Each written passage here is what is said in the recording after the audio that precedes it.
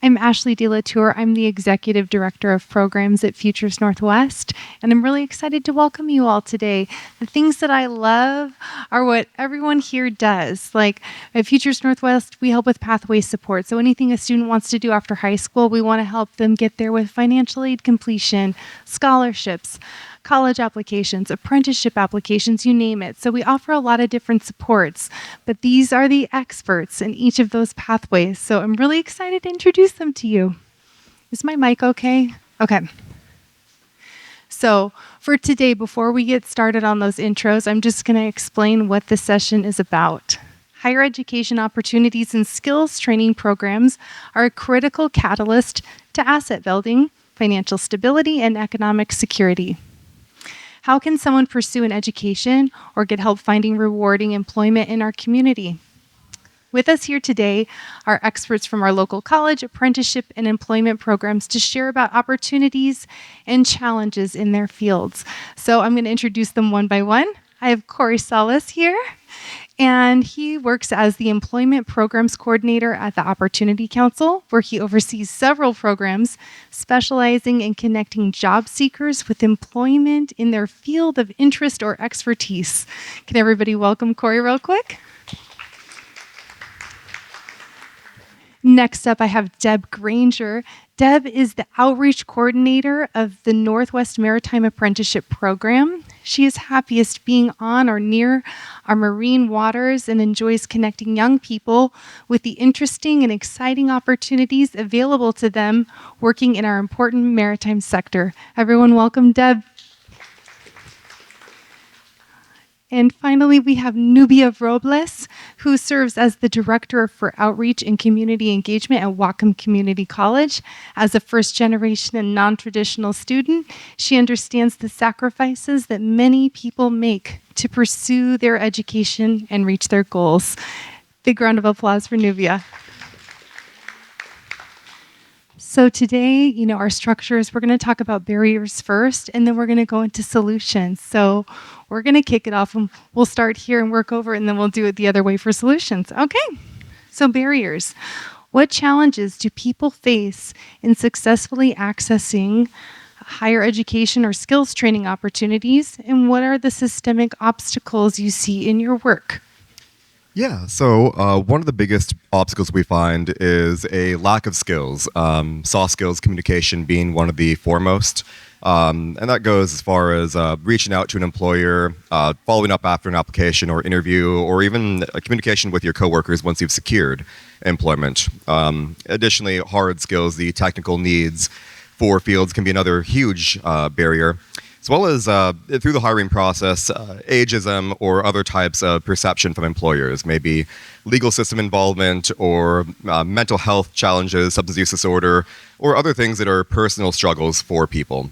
Additionally, we see a lot of issue with things like the I-9 verification requirements, your ID and social security card or birth certificate being required to start work. Last year we worked with somebody who had a series of TBIs, traumatic brain injuries, and they no longer remembered who they were, they didn't know where they'd come from, and they'd been recently deported from Canada and didn't really have a lot of documentation with them. So we worked with them over the course of a few months to figure out where they'd come from, talking to different providers, people that had been in their life, and eventually figured out who they were and got them identification. But things like that are commonplace for us, just personal barriers that are individual. Perfect. And then we'll swing it on over to you, Deb, with the same question. What challenges do people face in successfully accessing apprenticeship programs and training? Thank you, Corey. Wow, that's pretty impacted people. So I'm, as she said, Deb Granger, and like I told the last panel, I've retired 3 times and hasn't quite taken. I was a long time high school career counselor, but I also commercial fish. Can you all hear me? So my world is the maritime sector pretty much, and which is right out here. And I think in Whatcom County, we are blessed with kind of 3 primary resources. One is the timber, and we celebrate that with a Deming Log Show. We have this amazing agriculture sector that's promoted or spawned from the Nooksack River Delta, and we celebrate that with the Linden Fair. But we have this amazing maritime waterfronts between here and the Canadian border that people really, it's under the radar.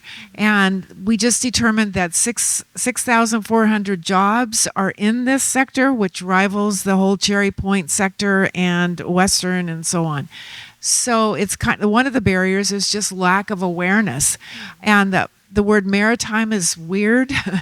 It's so enormous. So we're trying to make it digestible and helpful for people to understand. We've chunked it into 3 categories. One is vessel ops, people who drive the boats and are the captains and the deckhands and so on. The other one is marine sciences, which is, and marine resources, is keeping our ecosystems healthy and producing the seafood that we all love and need. And the other third one is marine construction, engineering, and repair. So what we have is just lack of information. And that, as I used to say to my students in the high schools, there's 6 ways to gain education after high school or training after high school, and apprenticeships is one of those that is still similar to the maritime sector, under the radar. People do not know. It's basically an opportunity to earn while you're learning, and you're not paying to go somewhere and give up your earning potential for 2 or 3 years while you're gaining that certification. And we started a marine service technician program, and I'll tell you more about that when we get to the solutions. Perfect. And also, hot tip for our website, we have a list of local apprenticeship programs that are available in our area. It's our most visited page on our website because, like Deb was saying, there's not a lot of information out there. So we're excited to be one of the people shining a spotlight on that. And then Nubia. Okay, so barriers. What challenges do people face in successfully accessing higher education, and what systemic obstacles do you see in your work? So higher education has a lot of obstacles. I do go out to a lot of areas here in Whatcom County, and I do see a lot of families who do struggle trying to, get to campus. So some of the things that I have seen, and we actually at the college have, it's for one, it's the cost of tuition. Yes, we are cheaper than than Western, but at the same time, it's still, it's money. It's money that you have to pay out of pocket. So how can we actually, try to make that attainable? And a lot of the students, they think about that. We also talk about living expenses. Bellingham is expensive. And how can we actually, think about when students want to live here and they are from rural areas. I mean, we have students in Nooksack. We have students in Mount Baker area. They want to live here, but they can't afford it. So how can we actually close those gaps? We also talk about, this is one that I always say with, when I talk to students, it's always ask questions and make sure that you build a relationship with your advisors. The lack of advising sometimes, can really create a barrier because a lot of these students don't know that they take classes sometimes that those classes cannot be transferable. So if they have a clear understanding of what is in front of them, I think that will really help them understand, that how college works. Mm-hmm. So also I want to just kind of point out to continue doing a lot of outreach with first generation college students and underrepresented communities as well. I go out everywhere. I mean, I'm in Blaine, I'm in Ferndale, Linden, and they all have different needs. They're not the same. Every population, community, it's different. Mm-hmm. So I have to make sure that sit with the students and I ask them what are the needs. And I want to make sure too that, if they have cultural and social, barriers, if they have a language barrier, I want to make sure how can we actually sit down with them and try to close that gap as well. The lack of childcare sometimes as well, for our non-traditional students, it's a huge one. Yeah. So, I mean, we just touched the tip of the iceberg with barriers, but we're very excited about solutions because that's the hopeful part, right? Where we're identifying those barriers and then finding, ways around, over, under, through. And you all have great answers to this next question. So I'm excited. And I'm going to start with you, Nubia. Share effective strategies, resources, and industry trends that help individuals overcome these barriers. Where is the exciting work happening in your industry? And what are proven successful models? And what are you working on that you're excited about? I'm excited about everything. I'm just excited about everything. I think my attitude, to see positive outcomes just gets me excited. So I want to say that we work at Whatcom Community College to make things easier, to have something. And for me, it's if it's not working, let's change it, and I think outside of the box and I see what are the needs, like I mentioned, in every community. For outreach, I pivot. So I want to make sure that every single community, I make myself, available, and I change things. I make something for them. I, customize certain things. So I want to say that also perhaps offering scholarships and emergency grants will really help a lot of these students. But not just that, I think providing affordable housing, of course, for our students is very important. Yes, we do have housing on campus, but a lot of the times, it's full. And what do we do with a lot of the students from Orcas Island who want to come to, Whatcom, and they don't know where to stay or how to do things, because all they know it's Orcas Island, right? So also strengthening the advising and mentorship.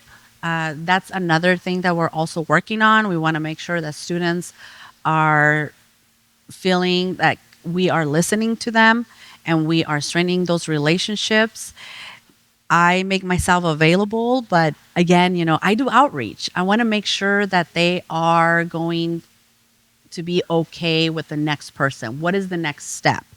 And that's when the guided pathways comes in, and have something clear for them, because sometimes they don't understand. I also include the parents when I'm out, because a lot of the parents also don't understand how college works.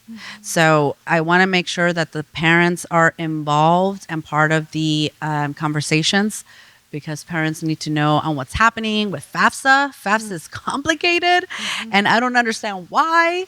I keep saying, I'm hoping that it's going to be less complicated. And even though they came out with something new, it's still complicated. So perhaps simplifying also the enrollment process. The enrollment process, it's a little bit, it's too much. There's too many steps that students and parents have to take. So why do we have so many dashboards? Why do we have so many, applications that we have to fill out?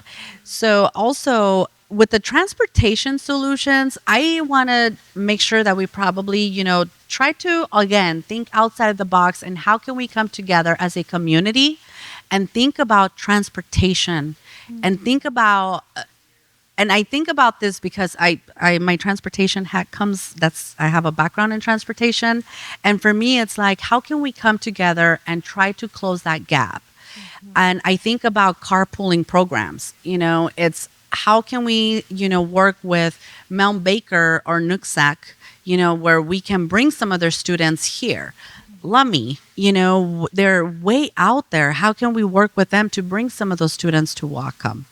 So again, I think just having, working with the students and making sure that the students are connected and we continue, having those communications with them.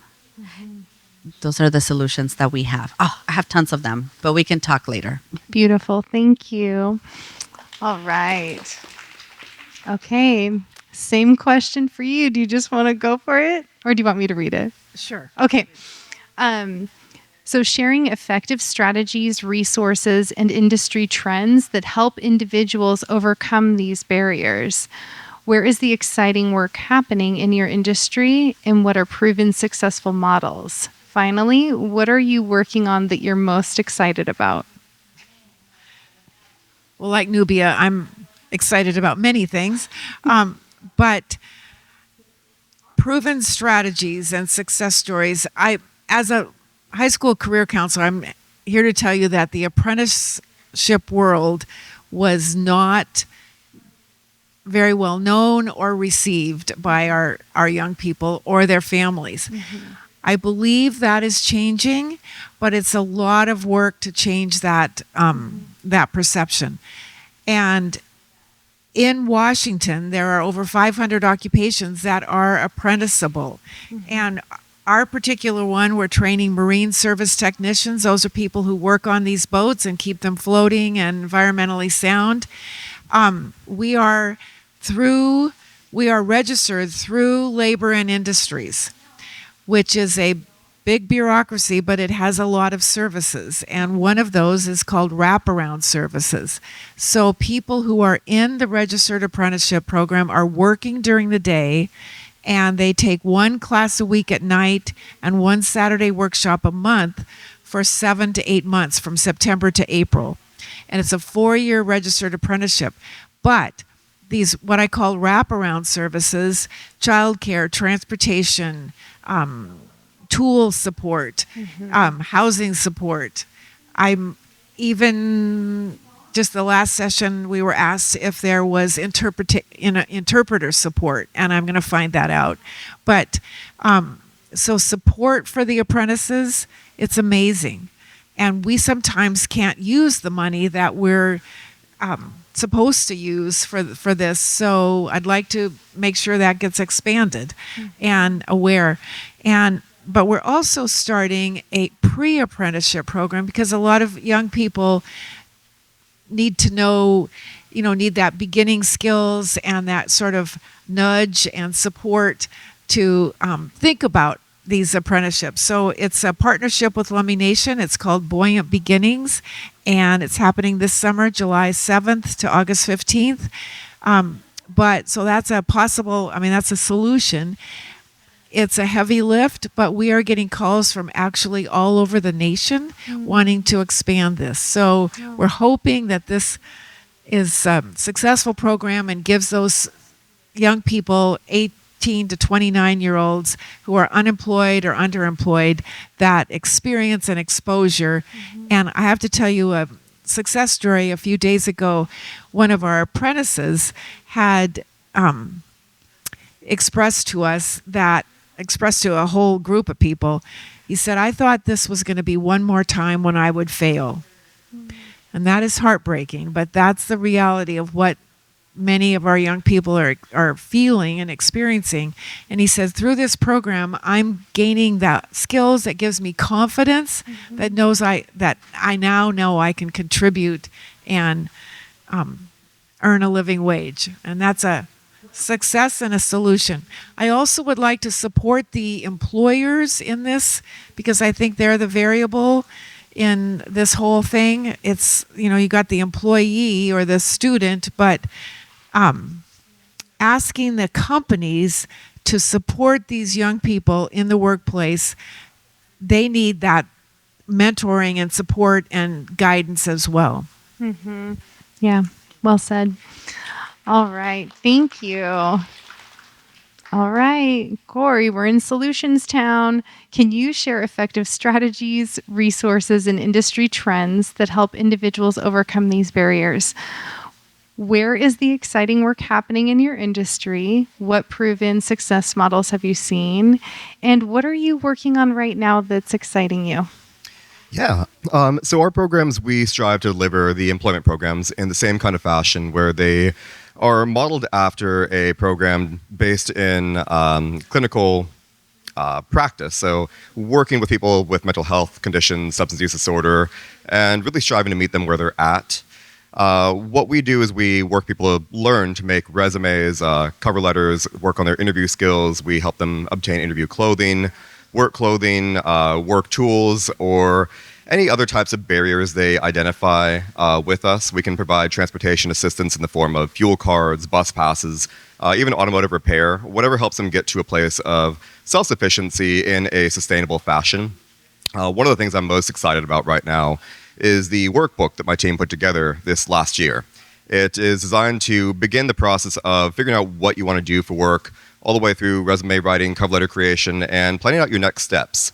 The post-employment section, the second of the two halves of that book, is great with debt navigation, credit building, and trying to figure out what that next career move is going to look like. So that's also a free resource we're happy to share with anybody who has interest in a digital form of it. But that's been one of the big projects we've been putting some time into and feel really good about the way that turned out. We run a few different programs through our clinic. The Access ID program is one designed to help people find their ID, which I spoke to a bit earlier about the barriers with the particular client who didn't have any recollection of their identity. But by partnering with WorkSource and Northwest Workforce Council, we've also been able to offer a job club, which doesn't have the same kinds of requirements of eligibility that our other programs do. So we're trying to figure out ways we can really expand our offerings and give the same types of service and opportunity for resource or learning to everyone. Hence programs or projects rather like the workbook. So I guess some of the solutions we're working toward. Additionally, we do work with employers to figure out what their needs are. We do what we call job development, going out into the community, meeting with employers, figuring out what types of skills or individuals they're looking for, and trying to place relevant candidates with their agency or business to really achieve those win-win outcomes for the community so that the employer's needs and the individual's skills and interests are put to the best use possible. Yeah, thanks. Thank you so much. And then I just would like to also offer that this is not a DIY situation for family members of yours or community members or the people that you're serving or even yourself. Like, these systems are complicated. They are really tricky. Like when we were identifying those barriers, it makes sense that people struggle through these systems. So, it's up to us to all work together. And I'm really excited that you all are here learning this with us today. We're going to get to questions in just a second. I wanted to do one more plug. We have an all one-stop shop resources platform on our website, which kind of connects all of these things together. We do one-on-one support with folks. So depending on what they want to do, we can help them as well. So as you can see, there are many people that care about our community and want to help. And I bet you're hearing that in all of the sessions that you're attending today. So now we're going to open it up for questions. Who wants to be brave? Thank you. I heard a couple of you just talk about young individuals and the opportunities that they have for your programs, but I'm just curious, what opportunities do young individuals have to tell you about what they need? I hear a lot about older generations saying young people need this and young people need that, but being a Gen Z individual, I've never seen an opportunity to actually say, hey, this is what I have seen my generation need. And I'm just wondering if maybe there's an opportunity that I can start sending folks like myself to you guys for that. Who wants to take that question? Want to start that one?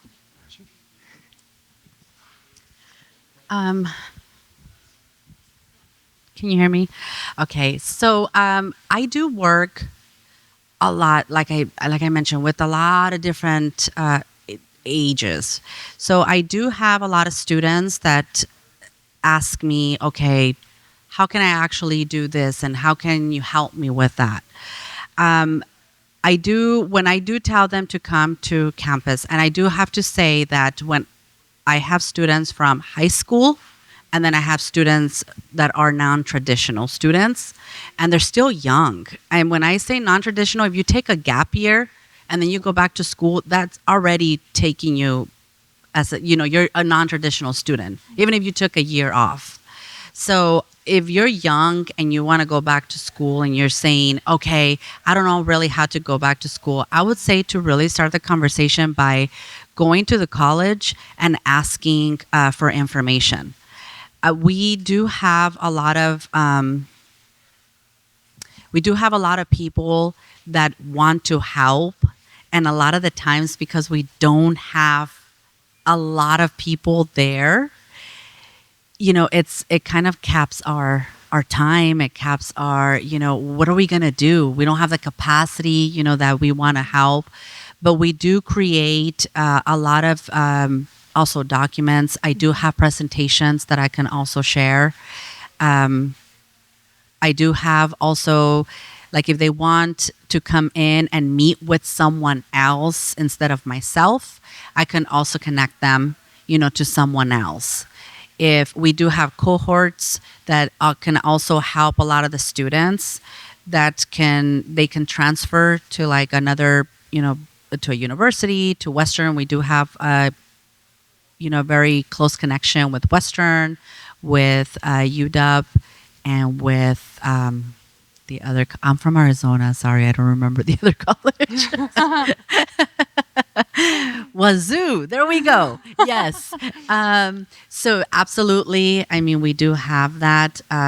What do you recommend? I mean, what do you think your generation will need from us, from Whatcom, for example? The biggest thing that I see is just not opportunities where my generation can get in touch with folks. I think social media is a really huge place that people are trying to utilize services on, but I would say like even opportunity councils, not to knock my own organization, but I wouldn't even say like our Instagram is the most set up to say like, hey, this is how you find resources without having to make a phone call, which is unfortunately a really big barrier for young individuals nowadays. But just like different resources, I know like growing up there were like different fairs that would come to my school, like different things like this where we could actually talk to people.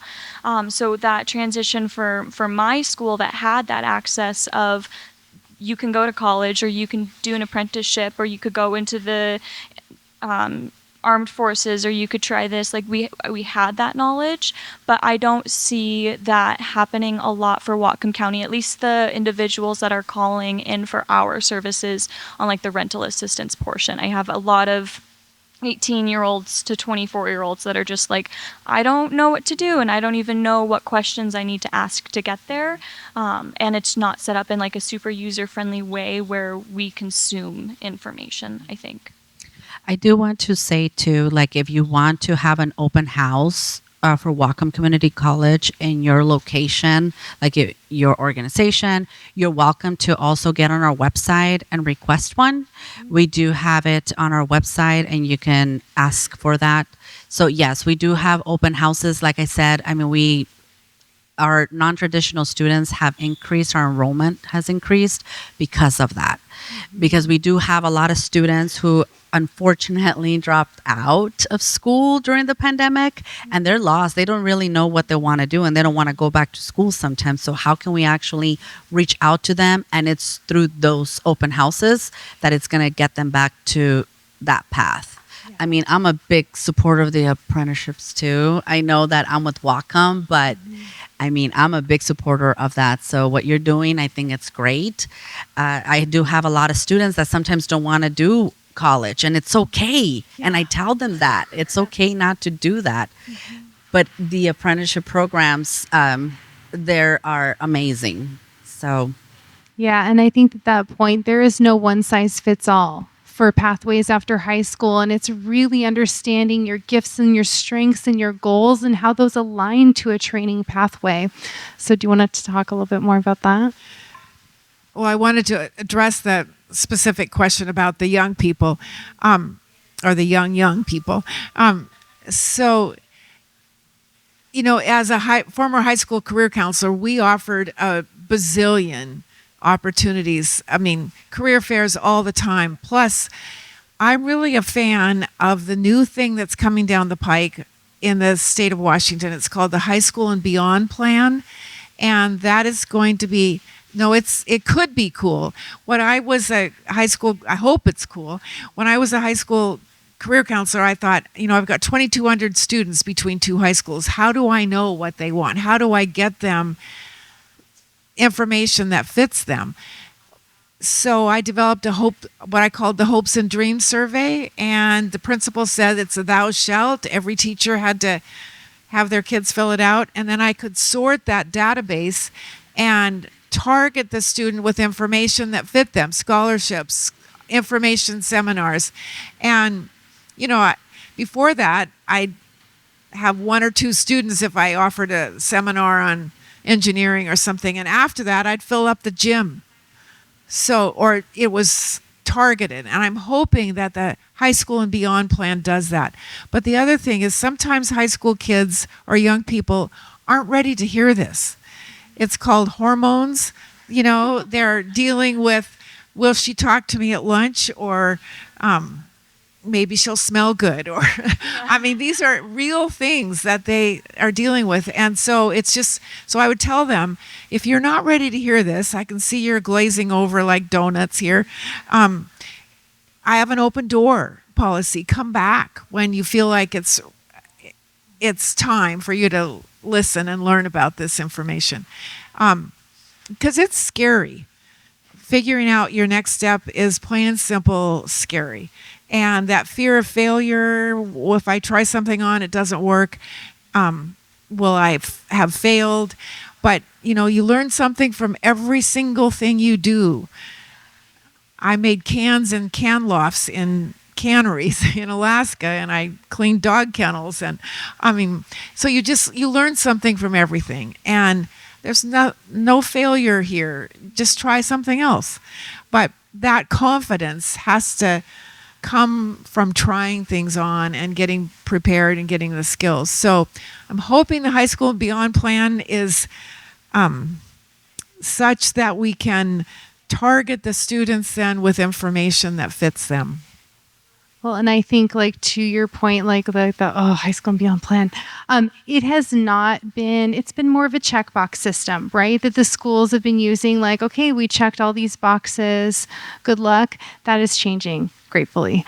So a new system was just adopted by the state. It's rolling out this year. It's across the state. Every single school will get the same platform. So if a student transfers from one school to another, it follows them over there, and they're building in actual time into the school day to put value on it and to really take time to get to know students. What are your gifts and strengths? How do you move in the world? What are your goals and ambitions? And what are the pathways that connect to them? So I think there's a lot of potential. It has not been reached yet, and I feel that. And I just hope that with this new system that's going to be implemented in the next 2 years, that we'll see a change in that, and that it's going to meet them and their needs a lot better than it has in the past. Yeah. And I'll try to be brief with my response, but we work with people who are very young, working toward their first job ever, or people at the other end of the spectrum looking for their last job ever. And the general advice I try and give is pretty similar. Initiative goes a long way. Cold calling employers, visiting them, putting a face in front of them can go so far. And it's a tough thing, especially for those generations who didn't have that opportunity as much during COVID, or really haven't had as much time to develop those skills. Those are some of the most effective things that I've found work with people. That cold calling can be really intimidating, or just dropping in and visiting. But I've worked with a lot of people who secured jobs with employers who were not hiring, just by stopping by, introducing themselves, and bringing some application materials and showing up. I think that's the biggest thing, is just show up, make contact. And it's hard to do over social media or by digital interface.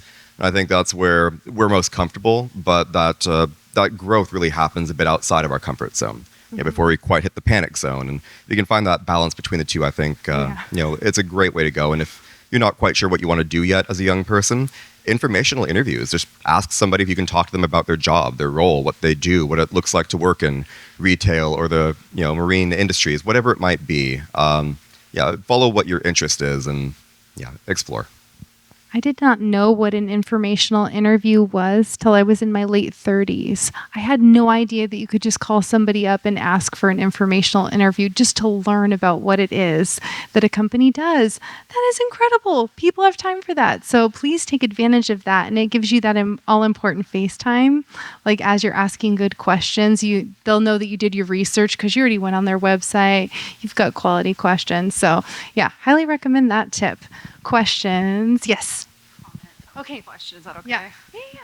So I just wanted to say, Nubia, if that's how you say your name. I just want to say, I'm also a non-traditional student. I actually took about a year and some off. I was a dropout from Wacom Community College, and coming back was really difficult for me because I felt, ashamed. I felt like a failure. But I decided, I just get back, back on the horse and try again. And I just got to say, Walking Community College was a really huge support for me getting back in. And I'm since in my, I graduated in my mid-20s, but I graduated from Western, and it was honestly thanks to the advisors. And so I just want to say, your advice is spot on.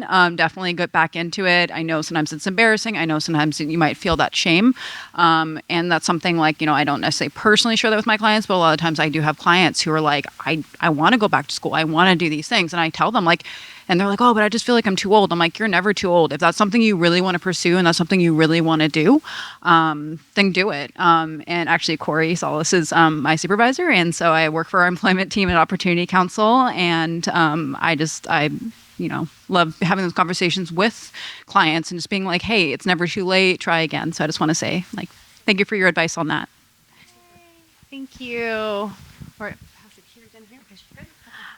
So I work with a lot of clients that are leaving violent relationships and have not either worked before or lapsed in work, but also not having that kind of education at all. And so they're just kind of not sure where to go and how to access those barriers and kind of break them down and make them doable, and getting back in the workforce and explaining away large chunks of time without employment, without having that kind of oh, so you're kind of that person, so already having a self-fulfilling prophecy in their head and then putting that forward and saying, this isn't reality, and having somebody believe in them is kind of hard. But where would you say would be a good place for them to start and then also follow up? Yeah, first, figure out what you like to do, where your interests are. That'll lean into your talents, what you're going to do well, what you're going to feel good doing day in, day out. And if you can, connect with people who are doing that. Again, that informational interview, put yourself in front of their face. Maybe they know somebody who would hire you. Volunteer if you can. Not all industries are so easy to volunteer in, but if it's not a direct plug for your industry, find something that has a transferable skill or relevancy toward that field, and work the chops there. Build your resume through that. And if you haven't had a job before, there's a large gap, make it more of a skills-based resume or functional resume than a chronological one. And jobs don't need to be listed in order of which ones you had. You can pick out the relevant experience and just put the experience that really is related to that work. That way it's not so busy. You're not, cutting yourself out because you've got, jobs that really aren't relevant toward it, or a 15-year gap between them. And again, I like to hearken toward that relevant experience on the subject head there. So it hopefully cues in the mind of the employer that they're not looking at the employment history in its full, but what's really salient about that job. And again, functional resume build. Focus on those volunteer opportunities, what merit you have in this field, whatever it might be. Those are kind of where my head lands first. So I think your question is, where would they go, right? Is there a place or someone or some program? And I'm looking at Opportunity Council, but also Goodwill. There must be others in our, I think you said in the last panel, some of the people know they want a future, know they want to move forward. They don't even know the questions to ask. They're just stuck. So there must be lifelines somewhere. I'm sure you guys all have some that you could. But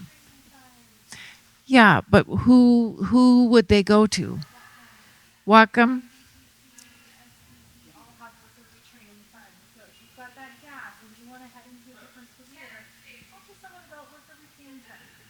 worker retraining funds. We're hearing that. So I'm on the board, the foundation board at Bellingham Technical College, and I'm sure that they have worker retraining programs. But yes.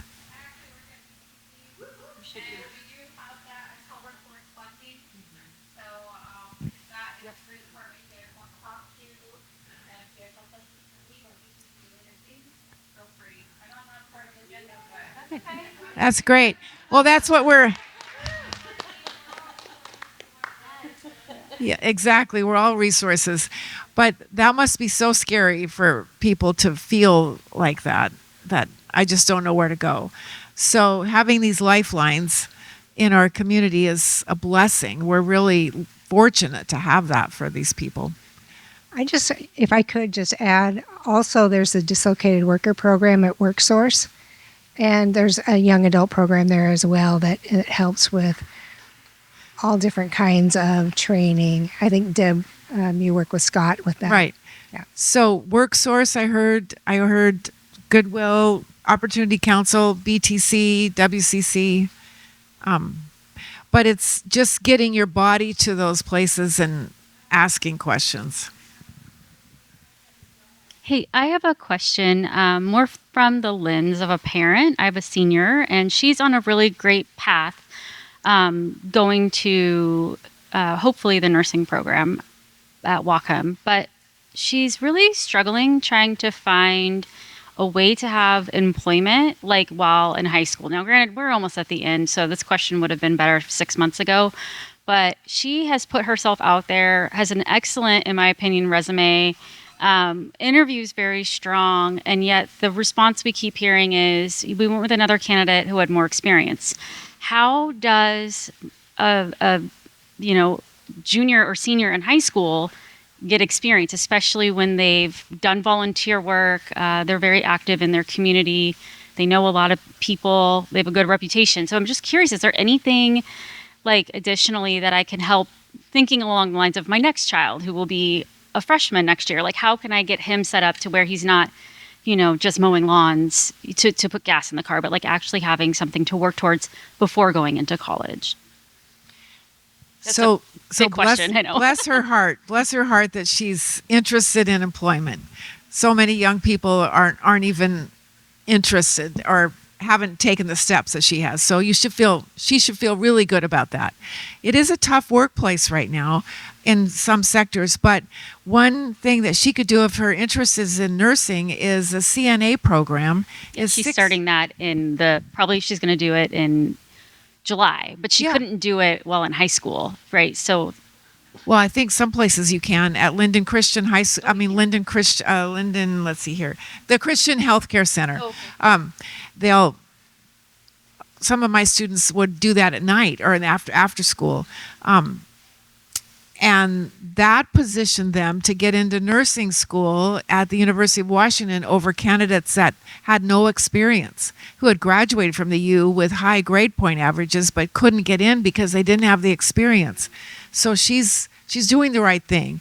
It's just frustrating for her right now, but yeah, I think it's just a lot of employers seem to want experience. And my daughter had like volunteer experience as a page at a library, applied to a library, and was literally the person they hired had a master's degree and just wanted an extra job.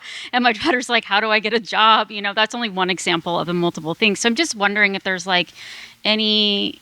She's not an at-risk youth. She's not, she's on a path, but it's like, is there anything like leadership development or anything along those lines that you guys could think of maybe that could help her? We just have 1 more minute. Okay. We also have like student ambassadors that can work on campus. Maybe you can tell her to look to see if if there's any type of openings to work on campus, just to kind of get a little bit of those skills. And the reason I say I hire ambassadors all the time. Mm-hmm. So, just to kind of get that, those skills, that skill set, of working, skill set. I think that will probably help her. Mm-hmm. Yeah. So just working on campus, that would probably be great. Yeah. Yeah. And then I would just finally add to volunteer early and often in those 9th and 10th grade years in the field that you want to pursue, if you've got an idea of what that is. So, like volunteering at a retirement home or, finding just those openings to spend time with people to gain those skills. So, yeah. Thank you all so much for joining us. Yes, Adrena. Yep. Informational sessions. So BTC also has a nursing program, and the outreach department does an amazing job at planning these events for high schoolers looking to attend nursing specifically. So it's really great to work on self-advocacy. So that's definitely a skill that I work in TRIO, so we utilize the wraparound service model, very familiar with all of our resources. And I have a caseload of students who I have seen, self-advocacy and the transition from high school to an adult learner. So the expectations, but also just being aware. So utilizing, can't speak for Whatcom Community College, but I'm sure you guys do a lot of other events like that for outreach to get their foot in the door with the programs that they're interested in. So we have informational sessions and just kind of like that resource research on your own is really helpful too. And then I know you talked about experience in high school. I'm not from here. I'm a transplant, so I'm from Wyoming.